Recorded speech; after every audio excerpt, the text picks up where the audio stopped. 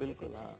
तो इस पर भी हम चाहेंगे जानकारी कि आखिर ये क्या है, छिपकलियां गिरना क्या अशुभ है या शुभ है, और अशुभ शुभ है तो किस तरह की परिस्थितियों में इसे वर्गीकृत किया जाए।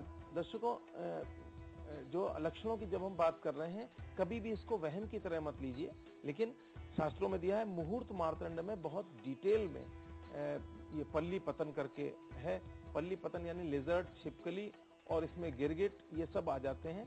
इनका अगर शरीर के अंगों पे गिरना, इसमें भी वही बात है कि पुरुष के right side, right part of body में गिरना जनरली अच्छा माना जाता है, और स्त्री के लेफ्ट पार्ट ऑफ बॉडी में ठीक माना जाता है, और राइट पार्ट में अशुभ माना जाता है जी। और इसमें भी हम उसी क्रम से जैसा मुहूर्त मार्तंड में है वैसा इसको दे रहे हैं कि, और बचपन से हम देख रहे हैं, जैसे कभी भी छिपकली गिरी या कुछ हुआ तो घर में बड़े बुजुर्ग स्नान करो, और शिव जी को आटे की छिपकली, एक ऐसा हमने वो सुना है जो हमारे बुजुर्ग बोलते थे। अलग अलग जगहों में हो सकता है वो अलग अलग थोड़ा सा फर्क हो, लेकिन अब गिरने का क्या फल है ये बताते हैं। शरीर के अंग सिर और उसका प्रभाव उच्च पद, कहते हैं सिर पे गिरे तो उच्च पद प्राप्त होगा। और बालों में गिरे तो मृत्यु सम कष्ट यानी बीमारी का सूचक है, और मस्तक पे जो है धन प्राप्ति होती है। चिन्ह में यानी ठुड्डी पे गिरे तो मृत्यु भय होता है। राइट ईयर, कान में, दाहिने कान में आभूषण प्राप्ति, और बाएं कान में आयु वृद्धि। नाक में भाग्य वृद्धि और मुंह में सुखद भोजन। नाक के अगले हिस्से में बुरी आदतों से कहते हैं छुटकारा मिलेगा, और लेफ्ट गाल में आयु वृद्धि।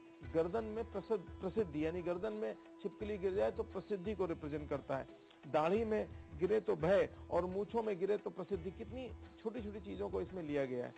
और भौहों पे गिरे तो धन हानि। मध्य भौहों के मध्य में गिरे तो धन प्राप्ति। राइट आई पे गिरे तो भ्रातृ सुख। लेफ्ट आई पर गिरे तो नुकसान, लॉस। पीठ के मध्य में झगड़े को रिप्रेजेंट करता है। राइट बैक में सुख प्राप्ति, और लेफ्ट बैक में बीमारी को रिप्रेजेंट करता है। अपर लिप में यानी ऊपरी होंठ में धन हानि, और निचले होंठ में प्रेमी से भेंट, ऐसा कहा गया है। राइट कंधे पे, राइट शोल्डर पे विजय, और लेफ्ट शोल्डर पे शत्रु भय। इसी तरह से राइट आर्म में धन प्राप्ति, लेफ्ट आर्म यानी बाईं बाह में राज्य भय, सरकार से दिक्कत हो सकती है। राइट हथेली पे धन प्राप्ति, और लेफ्ट हथेली पे नुकसान।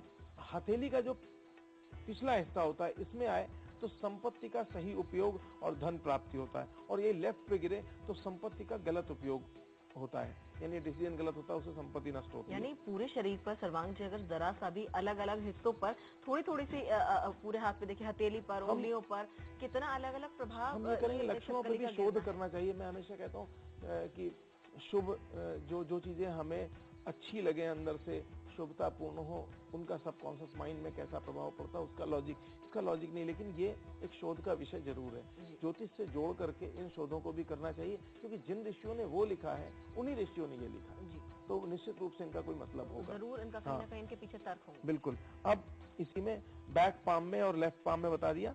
इसी तरह राइट थंब में धन प्राप्ति, लेफ्ट थंब में गिरे तो हानि को रिप्रेजेंट करता है। रिस्ट, दाहिनी कलाई में तो मानसिक तनाव बहुत होता है, लेफ्ट कलाई में अच्छे भोजन की प्राप्ति होती है। और स्टमक पे गिरने से गहने प्राप्त होते हैं, और आभूषण प्राप्त होते हैं। और राइट कमर में गिरने से, कमर के दाहिने हिस्से में गिरने से वस्त्र प्राप्ति, और लेफ्ट हिस्से में गिरने से सुख में कमी आती है। और सेंटर ऑफ कलाई की बीच में गिरने से धन प्राप्ति होती है। और राइट थाई यानी दाहिनी जांघ में गिरने से शारीरिक सुख में वृद्धि होती है, और बाईं जांघ में गिरने से शारीरिक सुख में कमी आती है। और राइट हील में गिरने से यात्राएं, और लेफ्ट हील में गिरने से अशुभ समाचार प्राप्त होता है, ऐसा ग्रंथ बताता है। राइट टो में गिरने से व्यापार में हानि। अंगूठे में कल आप पूछेंगे तिल और वो जो कुछ चीजें, वो लक्षण इसमें अंगूठे का शायद उसमें उतना क्लियरली नहीं दिया था, लेकिन इसमें अंगूठा जो है दोनों, राइट टो में व्यापार में हानि, और लेफ्ट टो में इन्वेस्टमेंट करने से लाभ मिलता है। तो ये है। राइट जो उसकी फिंगर्स हैं दाहिने पैर की, उसमें स्ट्रेस होता है, और लेफ्ट लेग की जो फिंगर्स हैं उसमें होने से इच्छा पूर्ति होता है। ये इस तरह से पूरे शरीर पर अलग अलग गिरने से अलग अलग उसके प्रभाव हैं। और किस तरह से दर्शकों आपने जाना कि अगर पल्ली पतन यानी छिपकली आपके शरीर के किसी भी अंग पर गिरती है तो उसके प्रभाव किस तरह से पूरी तरह से अलग अलग वेदों में शास्त्रों में दिए गए हैं। अब छिपकली गिरने की बात तो सर्वांग जी हो गई, ये तमाम बातें साफ तौर पर दिखाती हैं कि छिपकली गिर जाए तो एक तो घर में जरूर कहा जाता था नहा लो तुरंत। और जैसा अभी आपने कहा, और बहुत मजेदार बात बताएं जी इसमें है, मैं सोच रहा था उसको लूं कि नहीं लूं, लेकिन मैं ले लेता हूं जी कि जैसे छिपकली गिरे और बच्चा या कोई भी हो अगर रोने लगे जी तो कहते हैं उससे इच्छा पूर्ति होगी जी। तो दर्शकों और अगर हंसे जी तो कहते हैं कि दुर्घटना भय होता है। तो बहुत मजा आ रहा है किसी को, अरे देखो गिर गई छिपकली तो कहते हैं दुर्घटना भय। आई डोंट नो क्या है, लेकिन पता नहीं। और अगर सोते समय गिरे तो कार्य में देरी। और कई बार ये भी कहते हैं कि सोते समय उसका बहुत असर नहीं होता, ये भी ध्यान रखने की बात है। जो प्रभाव है वो उतने ज्यादा प्रभावकारी नहीं रहते हैं। और जो जगते समय होता है उसमें उसके प्रभाव जल्दी, इसमें जल्द परिणाम लिखा है। और खाना खाते समय अगर गिरे तो कहते हैं कोई फल नहीं है। चाहे वो शरीर पर कहीं गिरे, लेकिन उसका कोई वो शुभ या अशुभ जो भी फल है वो नहीं होंगे। तो ये एक बड़ी ऐसी बात है, लेकिन सब लोग ध्यान रखें कि वही जो महिलाओं के लिए इसी का उल्टा। जी एक और चीज देखने में आती है, सुनने में आती है सर्वांग जी, कहा जाता है कि अगर किसी छिपकली की 2 पूंछ है और ऐसी छिपकली अगर आपके घर में है तो वो शुभ मानी जाती है। ये कहाँ तक सत्य है? ये भाई इसका मुझे शास्त्रों में तो नहीं मिला, लेकिन ये वही मिथ की तरह से है।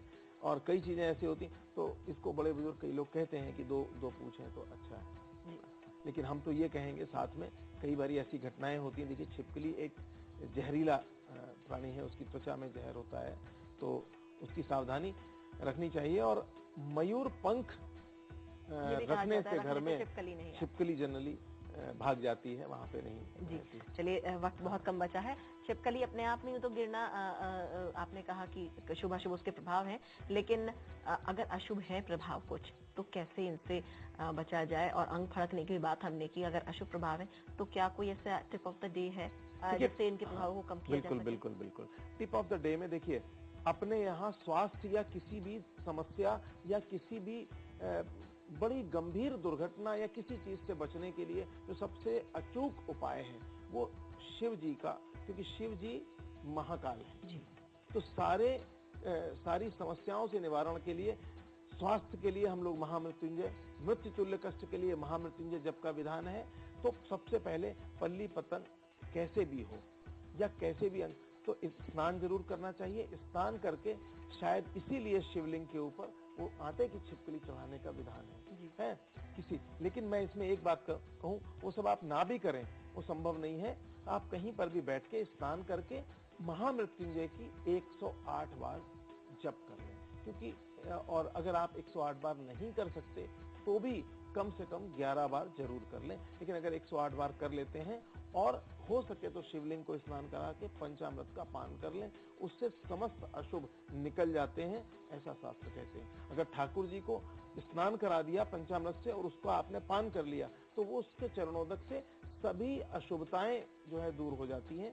और उसी तरह से आप अगर महामृत्युंजय जप लेते हैं एक माला, तो उससे जो भी इसमें अशुभ प्रभाव बताए गए उनका निवारण हो जाता है, ये भी शास्त्र कहते हैं। तो दर्शकों जाना आपने किस तरह से अगर ये पल्ली पतन या छिपकली गिरना होता है कभी तो कैसे इसके शुभाशुभ प्रभाव हैं और इसके अशुभ प्रभावों को कैसे आप दूर कर सकते हैं। साथ ही साथ अंग फड़कने के जो अशुभ प्रभाव हैं उनको भी आप दूर कर सकते हैं। बस जो टिप ऑफ द डे बताया है सर्वांग जी ने, उसे आप अगर अपनाएंगे तो जो बुरे प्रभाव हैं वो कहीं ना कहीं काफी हद तक दूर हो जाएंगे। लेकिन इसी के साथ हमारे इस आज के कार्यक्रम में इतना ही। अगले कार्यक्रम में कुछ और अहम जानकारियां लेकर हम आपके सामने उपस्थित होंगे। फिलहाल हमें दीजिए इजाजत। नमस्कार।